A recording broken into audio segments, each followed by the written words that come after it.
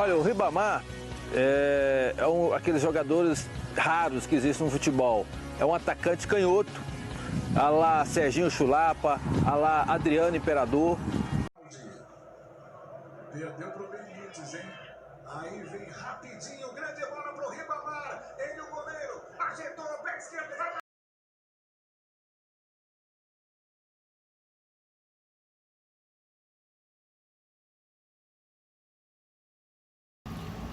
Salve, meus amigos, o bom dia, o bom Vasco, um bom café da manhã nesse dia 5 de dezembro de 2020. Hoje vamos fazer uma reflexão, já que sábado não tem tantas notícias assim, depois daquele jogo horroroso, depois de vocês virem o The Best of Ribamar, a gente vai fazer uma reflexão, para mim, o que é o pior ano de futebol do Vasco da Gama. Tem 41 anos, nunca vi um desastre tão grande. Tá bom? Depois da vinheta, vamos lá. Eu sou cruz de malta, sou felicidade, vou balançar toda a cidade. Bom dia, meus amigos. Então vamos ao vídeo. Você está no Marca Vasco. Eu sou o Sérgio Marca. Todo dia às 7 horas da manhã tem um vídeo novo com meus comentários, com resumo das notícias, com reflexões, com opiniões. Venha comigo até o final desse vídeo, beleza? Assim, desde já, peço seu like, porque assim o YouTube leva esse vídeo para mais outros vascaínos e aumenta a interatividade do Vasco da Gama na internet. Então, quando a gente vê que o rival é o primeiro e nós estamos lá em 10º, 12º, é isso. A galera vê a gente, mas às vezes não clica no like, aí eu não conta lá pro instrumento como interatividade. É sempre bom porque ajuda vascaíno, beleza?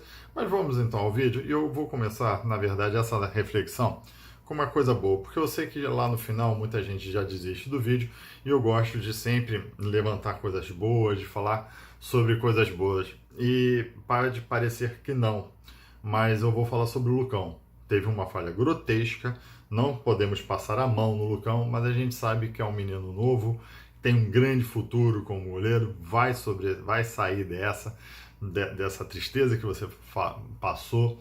Você pode ter certeza que isso vai servir de um grande aprendizado para você, Lucão. Você tem um futuro. Foi uma falha, foi uma certa soberba. Todo goleiro de pelada sabe que é só dar um tapinha ali para fora. Você não fez isso. Acontece, a falha não foi só sua. É lógico, falha de todo mundo. Se você vê, tem duas linhas de zagueiros, de jogadores do Vasco e os jogadores, na verdade, do defensa, sozinhos ali no meio dessa linha. Sobrou por meio dessa linha, ele fez o gol.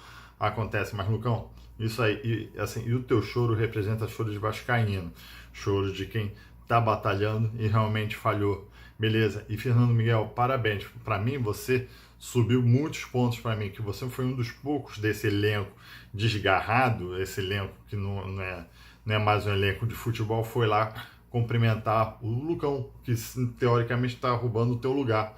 Tá de parabéns, Carlos Germano, para mim sempre foi um grande ídolo, sou goleiro de pelada, então sempre vi o Germano, um grande ídolo, um grande goleiro, foi lá também cumprimentar o Lucão. Lucão, você vai sair dessa com certeza. Foi bonito ver, Fernando Miguel, você está merecendo a braçadeira de capitão, porque você foi o único que tomou essa atitude de buscar o Lucão e levar até o vestiário, botar ele no colo, vai passar.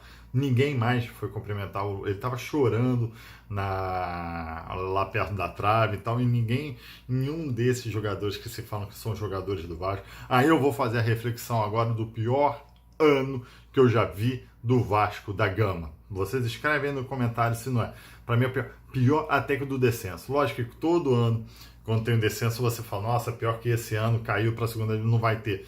Ele já teve 3, e eu tô vendo o quarto, e vai cair o quarto. Me desculpa aqui, eu sou verdadeiro com você. Vai cair porque o roteiro é o mesmo, é até pior esse ano, porque esse ano você não vê um jogador do elenco que pode nos salvar, a não ser o Benítez e o Cano, que com essa pandemia joga um, joga outro, que não consegue jogar os dois juntos. Você não vê um jogador com brio, um jogador com raça, um jogador querendo salvar o Vasco da Gama. Uma queda vertiginosa de qualidade dos jogadores, um elenco fraquíssimo, uma falha de movimentação, uma falha nas contratações, e a gente simplesmente não pode aceitar mais isso. Entendeu? Vascaíno, você não pode aceitar. Isso, na verdade, é um recado para os futuros presidentes. Se vai ser o Levin, ou o Salgado, ou o Bran, ou lá para frente, a gente tem que parar de aceitar uma discussão, como eu estava vendo nos grupos de zap, que o Ricardo Sá, ele errou demais, péssimo técnico, não tem estratégia nos jogos, não tem um preparo, pô, se eu levar um gol vou fazer isso. Não tem. Mas não é isso. O que o Vascaíno não pode mais aceitar é ficar discutindo que ao invés de ter colocado o Ribamar, tinha que ter colocado o Igor Catatal. Não pode. Ou o Thiago tinha que iniciar com o Thiago Reis. O que o Vasco tem que parar é de não aceitar contratações como o Ribamar, como esse Gustavo Torres, que é um Reasco, os dois da vida. Horroroso, péssimo, não pode mais jogar no Vasco da Gama. Ribamar não pode, vocês viram no começo do vídeo os melhores momentos do Ribamar, ele não pode mais vestir a camisa do Vasco. Eu tô falando isso já há muito tempo, e ele tá no elenco, não pode. E você olha para o elenco, os reservas, não pode ter jogador como Gustavo Torres. Para que contratou esse cara? Para que perdeu 2 vezes? Os responsáveis da desclassificação foi o Gustavo Torres, foi o Ribamar. Sabe aquela vergonha alheia? Aquela vergonha de quando você estava humilhante. E é lógico que o Ribamar inventou aquele migué da contusão, porque ele mesmo não estava se aguentando, ele mesmo viu, pô, acabou com a minha carreira de futebol. Ele vai jogar agora na 2ª divisão do Carioca ainda, vai jogar na 3ª divisão, porque é isso que ele jogador, e está no Vasco.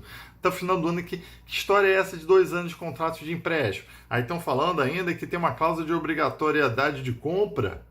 Quem assinou isso? Quem é o responsável disso? Quem é o responsável de você estar com o Gustavo Torres? Quem é o responsável de você ter contratado o Neto Borges como uma solução para a lateral esquerda, sendo ele não consegue sequer cruzar? Toque errado. Quem é o responsável? Eu estou começando a sentir saudade do Henrique, pelo menos é uma cria da base. Tá todo ano lá jogando, metendo as caras. Porque não dá. Porque você tem o Iago Pikachu, que esse ano ainda não barrou o cara. Porque esse ano ele é inoperante. É incrível como um lateral é inoperante, não produz nada. Você tem esses tipos de jogadores. Marcelo Alves, então você tem o Leandro Castanho errando. Se ele não se acostumou com essa nova posição, talvez, ali de cobertura, 3 zagueiros, não coloca, não tem problema. Então é uma vergonha. Então, e o Vascaíno tem que parar de discutir, não pode aceitar mais esse jogador, não pode ficar fazendo música para Ribamar, porque isso não é Vasco, meu amigo. O que vocês estão vendo é um apequenamento do pensamento próprio do torcedor do Vasco, que eu vejo e que me preocupa muito, que a gente fica discutindo que não pode um Juninho, um moleque de 19 anos, de cabelo descolorido, está mais preocupado com a vaidade, com o cabelo descolorido, que na verdade não jogou ou por contusão, saúde toda debilitada ou por causa de discussão de contrato, ser tipo uma salvação do jogo. Vocês acham mesmo que ele é o jogador que ia mudar a cara do jogo ali? Até teve um bom chute, beleza, podia fazer o gol, acho que é o melhor de todos aqueles ali, mas não pode, a gente não pode aceitar um banco de reserva como esse. Entendeu? O Léo Matos estava jogando. Por quê? Galera, escreve aí por que o Léo Matos não jogou. Fadiga, departamento médico. Então, para que ele foi para o banco de reserva se não podia jogar? É isso que tá um clube à deriva. E realmente é uma caravela à deriva de abandonar. Aí vem o senhor Zé Luiz Moreira, fazer um depoimento, porque entrevista eles não fazem, fazer um depoimento para a Rádio Tupi pedindo calma, pedindo paz no Vasco, que é um momento da torcida apoiar. Não é nada. É nada, é vergonha, é um momento da torcida cobrar vocês, diretores, você, senhor Alexandre Campelo, que é óbvio que você estava mais preocupado com a sua reeleição, achando, por isso que você fez inauguração do CT, inauguração do mastro do CT, inauguração do muro do CT, inauguração do gramado do CT, inauguração da torneira do vestiário do CT. Era para quê? Era porque você estava preocupado na reeleição, não conseguiu agora? Cadê o dinheiro do Benítez? Você não falou que iam deixar de pagar salário do jogador para comprar o Benítez? Cadê? Que é o único jogador lúcido em campo, que batalha. Então não dá, o torcedor do Vasco. Essa é a reflexão. Acho que é o pior ano, porque é o time, o clube que mais está, que eu vejo que está à deriva realmente. Não tem um comando, ninguém chega para brigar que a gente foi roubado, que a arbitragem errou, ninguém mais briga. Os jogadores não estão lendo Castanho, me desculpa, mas você não pode usar mais a braçadeira de capitão. Não pode. Passa para o Fernando Miguel, que me mostrou mais hombridade do que você. Time apático de novo. Nem no bafafá ali. Não pode. De novo, a gente está aqui repetitivo. Eu sei que eu estou sendo repetitivo com vocês. O Ricardo Sá não dá para aguentar esse técnico. Ele errou tudo. Você tem que ter pelo menos uma preparação. Eu acho até que ele entrou com uma formação no 5-3-2, estava lá, o Defensa e Justiça não ia fazer, o time horroroso, não ia fazer nada. Acalhou de fazer o gol, o cara já tinha que estar preparado, ó, se levar 1-0, eu já vou fazer essa substituição. Não, demorou 20 minutos e depois demonstra raiva, mas você não vê quem são os teus atacantes, que eles devem fazer isso no treino ou não fazem isso no treino. Ou fazem golaço no treino. Ou você acha que o Gustavo Torres e o Ribamar iam fazer golaço. Tudo bem que você não tem um banco, mas vocês acham ali que com 12 minutos você achou que o cara ia fazer gol. Falhando tudo, então não dá, cara. Não dá, me desculpa, você não é técnico também, tem que sair. Agora, vem a diretoria falando que tá bancando o Ricardo Sá, que cobrou nada. Tu acha que o Campeiro chegou lá e cobrou alguma coisa? Cobrou nada. Ele tá bancando o Ricardo Sá porque ele não tem mais técnico para colocar. Ou você acha que o Vanderlei Luxemburgo, do jeito que ele é, vai vir de graça? Vai vir com um projeto porque ama o Vasco. Ele não ama o Vasco, não é vascaíno, nunca foi. Ele é um bom profissional, mas nunca foi. Então, a diretoria está bancando o Ricardo Sá porque não tem plano de contingência, porque você não pode simplesmente demitir, porque vai pagar o caro pra caramba. Aliás, você tirou o cara lá de Portugal, trouxe toda uma família, sei lá.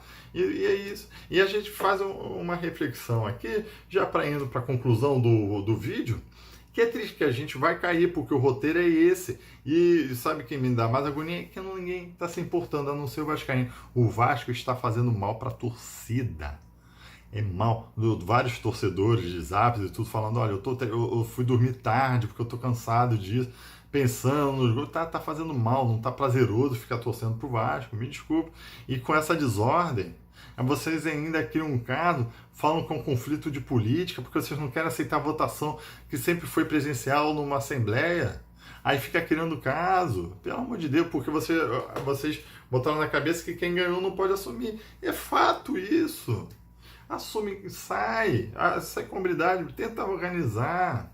Não dá para ver o Vasco metido, o nome do Vasco na lama, como vocês estão deixando. Um time na lama, os jogadores medíocres. Para mim é o pior elenco do Vasco que eu já vi. E olha que eu já vi muita coisa ruim. Muita coisa ruim. Talvez não seja o pior. Talvez os jogadores estejam nas piores fases ou não estão jogando. Aí vem o tal de Felipe Bastos, agora está reclamando com a comissão. Quem é Felipe Bastos? O que o cara jogou? Não jogou nada e acha que ainda tem moral para cobrar alguma coisa.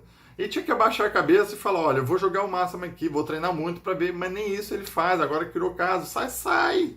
Ninguém vai sentir falta, não tem torcida para você animar. Então ninguém vai dizer, você é vascaíno, beleza, então vai para a torcida. Mas porque jogador de futebol você nunca correu em campo, você não estava correndo.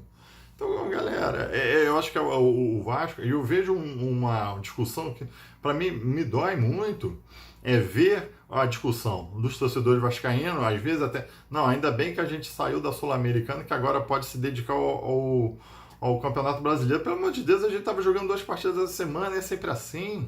E com times horrorosos, talvez tenha sido a pior semana do Vasco, uma goleada contra o Ceará, num time razoável, mediano, uma desclassificação por um dos piores times que eu já vi, argentinos, que nem raça eles tinham, e a gente aceita. Aí vem, parece que assim, e o torcedor tá aceitando isso, está se apequenando. A nossa mentalidade vascaína está ficando de time pequeno, e isso é que me deixa muito preocupado.